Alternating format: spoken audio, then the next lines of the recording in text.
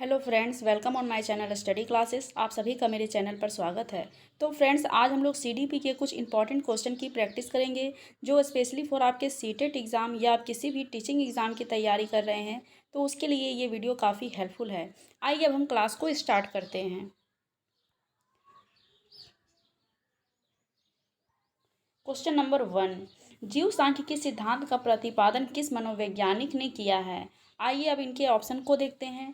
Francis Galton, Sorensen, Lamarck या Lewin Kurt. तो इसका जो करेक्ट आंसर होगा वो होगा ऑप्शन नंबर 1 कि जीव सांख्यिकी सिद्धांत का प्रतिपादन फ्रांसिस गाल्टन ने किया था।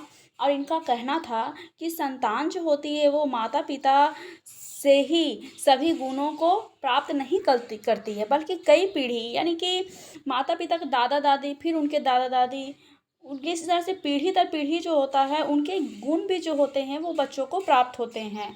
और ऐसा नहीं होता है कि सिर्फ पिता के पक्ष से ही गुण प्राप्त होते हैं, बल्कि माता पक्ष से भी बच्चों में गुण आ जाते हैं। तो इसका जो करेक्ट आंसर होगा वो होगा ऑप्शन नंबर 1। आइए अब हम नेक्स्ट क्वेश्चन को देखते हैं। क्वेश्चन नंबर 2, निम्नलिखित कथनों पर विचार कीजिए। वातावरण व्यक्ति को जन्म से लेकर मृत्यु तक प्रभावित करती है। ऑप्शन नंबर 2, आनुवांशिकता एवं वातावरण का प्रभाव व्यक्ति के शारीरिक, मानसिक, संवेगात्मक एवं सामाजिक विकास पर पड़ता है। ऑप्शन नंबर 3, बालकों के विकास में उसके परिवेश अर्थात परिवार, समाज एवं पास पड़ोस की महत्वपूर्ण भूमिका होती है। उपरोक्त कथनों में से कौन सा सही है? 1 और 2, 2 और 3, 3 और 1 या ये सभी? तो इसका जो करेक्ट आंसर होगा आइए अब हम उनको देखते हैं। वातावरण व्यक्ति को जन्म से मृत्यु तक प्रभावित करती है, तो ये ऑप्शन बिल्कुल सही है कि वातावरण जो होती है वो व्यक्ति को जन्म से लेकर मृत्यु तक प्रभावित करती है। आनुवांशिकता एवं वातावरण का प्रभाव व्यक्ति के शारीरिक, मानसिक, संवेगात्मक, सामाजिक विकास पर पड़ता है, तो ये ऑप्शन भी बिल्कुल करेक्ट है कि आनुवांशिकता और वातावरण का जो प्रभाव होता है वो शारीरिक, मानसिक, संवेगात्मक और सामाजिक विकास पर पड़ता है। बालकों के विकास में उसके परिवेश अर्थात परिवार, समाज एवं पास पड़ोस की महत्वपूर्ण भूमिका होती है, तो ये ऑप्शन भी बिल्कुल सही है। तो इसका जो करेक्ट आंसर होगा वो होगा ऑप्शन नंबर 4, ये सभी। आइए अब हम नेक्स्ट क्वेश्चन को देखते हैं। क्वेश्चन नंबर 3, बालकों की बुद्धिमत्ता निर्भर करती है। अब आइए हम इनके ऑप्शन को देखते हैं। ज्ञानवर्धन के लिए पारिवारिक भ्रमण पर या पारिवारिक परिवेश पर, किस प्रकार के वे पर्यावरण का प्रयोग करते हैं इस पर, या प्रारंभिक जीवन में घर में की गई पढ़ाई पर। तो इसका जो करेक्ट आंसर होगा वो होगा ऑप्शन नंबर 2 कि बालकों की बुद्धिमत्ता निर्भर करती है पारिवारिक परिवेश पर। परिवार का जैसा परिवेश होता है, जैसा माहौल मिलता है, ये बालक के बुद्धिमत्ता को काफ़ी हद तक प्रभावित करती है। अगर बच्चों को अच्छा इन्वायरमेंट मिलता है तो इससे बालक का अच्छा बुद्धिमत्ता यानी कि अच्छा मानसिक विकास होता है। लेकिन बालक को अगर अच्छा परिवेश उपलब्ध नहीं कराया जाता है तो इसमें क्या होता है कि बालक को उचित मानसिक विकास नहीं हो पाता है। तो पर्यावरण भी जो होता है वो बालक के विकास में महत्वपूर्ण भूमिका निभाती है। तो इसका जो करेक्ट आंसर होगा वो होगा ऑप्शन नंबर 2। आइए अब हम नेक्स्ट क्वेश्चन को देखते हैं। क्वेश्चन नंबर 4, निम्नलिखित में से कौन सा वंशानुगत प्रभाव बालकों पर पड़ता है? अब आइए इनके ऑप्शन को देखते हैं।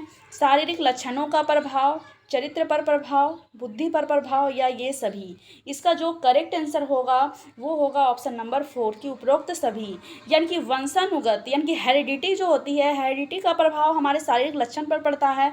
हम किस तरीके से चलते हैं, हमारा चलने का तरीका, या हमारे बालों का रंग, त्वचा का रंग, आँखों का रंग, ये सारी चीज़ें हैं जो वो शारीरिक लक्षण से प्रभावित होती हैं। चारित्रिक प्रभाव यानी कि अगर बच्चे के जो पूर्वजों में अगर अच्छा चरित्र होता है तो बालक में भी अच्छे चरित्र का प्रभाव पड़ता है। बुद्धिमत्ता का प्रभाव यानी कि मान लीजिए अगर किसी के पेरेंट्स बहुत अधिक तेज बुद्धि के हैं तो उनके जो बच्चे होंगे वो भी तेज बुद्धि के होंगे। तो हेरिडिटीज भी जो होती है वो बुद्धि को काफ़ी हद तक प्रभावित करती है।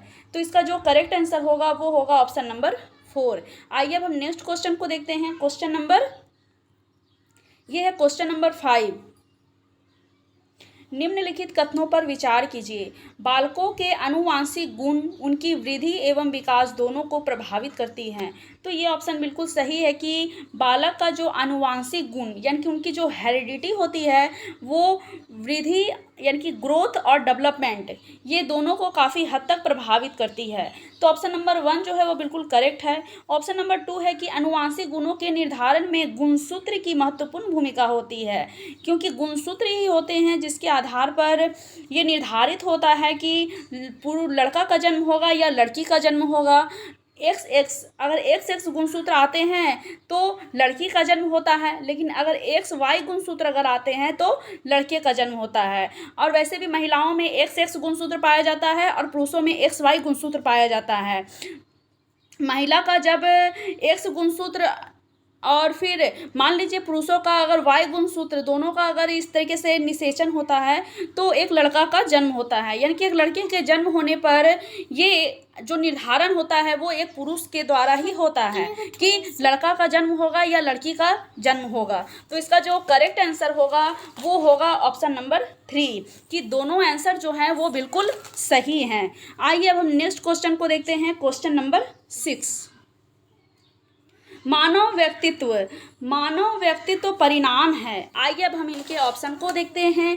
केवल आनुवंशिकता का, पालन पोषण और शिक्षा का, आनुवंशिकता और वातावरण की अंतःक्रिया का, या केवल वातावरण का। तो इसका जो करेक्ट आंसर होगा वो होगा ऑप्शन नंबर 3 कि मानव व्यक्तित्व जो है वो हेरिडिटी और इन्वायरमेंट ये दोनों की अंतःक्रिया का परिणाम होता है। और मानव का व्यक्तित्व बहुत हद तक आनुवंशिकता से प्रभावित होता है और बहुत हद तक वातावरण से प्रभावित होता है, यानी कि डेवलपमेंट जो है वो हेरिडिटी इनटू इन्वायरमेंट इसका वो गुणनखंड होता है। आइए अब हम नेक्स्ट क्वेश्चन को देखते हैं, क्वेश्चन नंबर 7।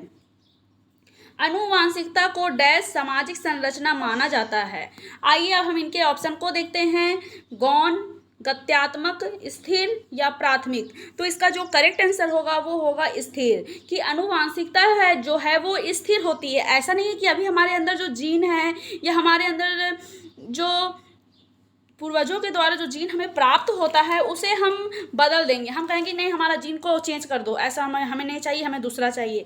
तो ये चीज़ नहीं हो सकती है। तो इसलिए आनुवंशिकता को स्थिर सामाजिक संरचना माना जाता है। इसका जो करेक्ट आंसर होगा वो होगा ऑप्शन नंबर 3। अब आइए हम नेक्स्ट क्वेश्चन को देखते हैं, क्वेश्चन नंबर 8। बालक के चरित्र का विकास किसके द्वारा होता है? इच्छा शक्ति के द्वारा, वातावरण व व्यवहार के द्वारा, नैतिकता के द्वारा, या इन सभी के द्वारा।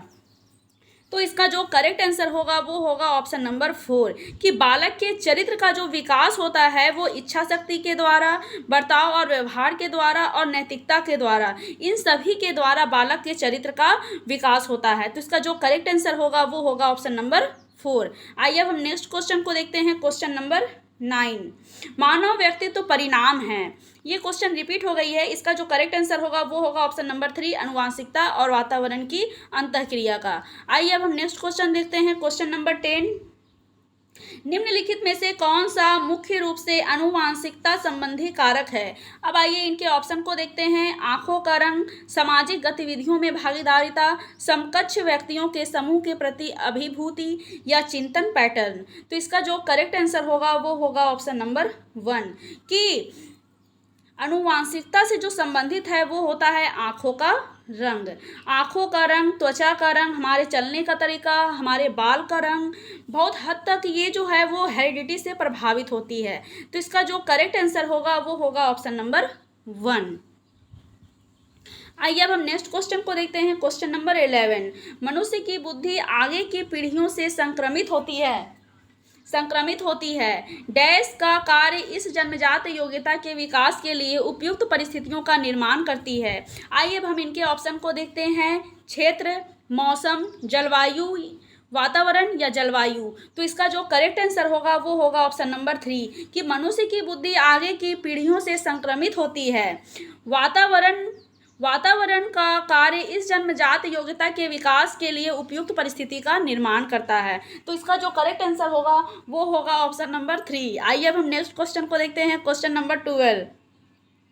प्रकृति पोषण विवाद में प्रकृति से क्या अभिप्राय है? आइए अब हम इनके ऑप्शन को देखते हैं। जैविक विशिष्टता या वंशानुक्रम सूचनाएं, एक व्यक्ति की मूल वृत्ति, भौतिक और सामाजिक संचार की जटिल शक्तियां, या हमारे आसपास का वातावरण। तो इसका जो करेक्ट आंसर होगा वो होगा ऑप्शन नंबर 1 कि प्रकृति जो है वो जैविक विशिष्टता से संबंधित होती है। प्रकृति जो है वो हेरिडिटी से संबंधित होती है और पोषण जो है वो इन्वायरमेंट यानी कि ये वातावरण से संबंधित होती है। तो इसका जो करेक्ट आंसर होगा वो होगा ऑप्शन नंबर 1।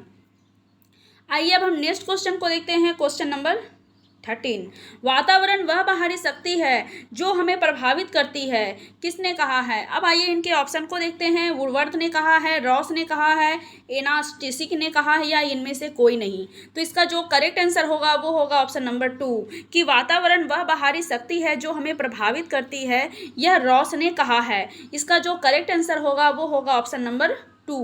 आइए अब हम नेक्स्ट क्वेश्चन को देखते हैं। क्वेश्चन नंबर 14, मनोविज्ञान शिक्षा का आधारभूत विज्ञान है, यह किसने कहा है? अब आइए इनकी ऑप्शन को देखते हैं। B.N. झा ने कहा है, डेविस ने कहा है, स्किनर ने कहा है, या वुडवर्थ ने कहा है। तो इसका जो करेक्ट आंसर होगा वो होगा ऑप्शन नंबर 2 कि मनोविज्ञान शिक्षा का आधारभूत विज्ञान है, ये स्किनर ने कहा है। आइए अब हम नेक्स्ट क्वेश्चन को, तो फ्रेंड्स आज हमने कुछ 40 क्वेश्चन को डिस्कस किए जो आपके एग्ज़ाम के पॉइंट ऑफ व्यू से काफ़ी इंपॉर्टेंट हैं। अगर आपको मेरी वीडियो अच्छी लगती है तो मेरे वीडियो को आप लाइक करें, एंड अगर आप मेरे चैनल पर नए हैं तो मेरे चैनल को सब्सक्राइब करें। आज के लिए बस इतना ही। Thank you.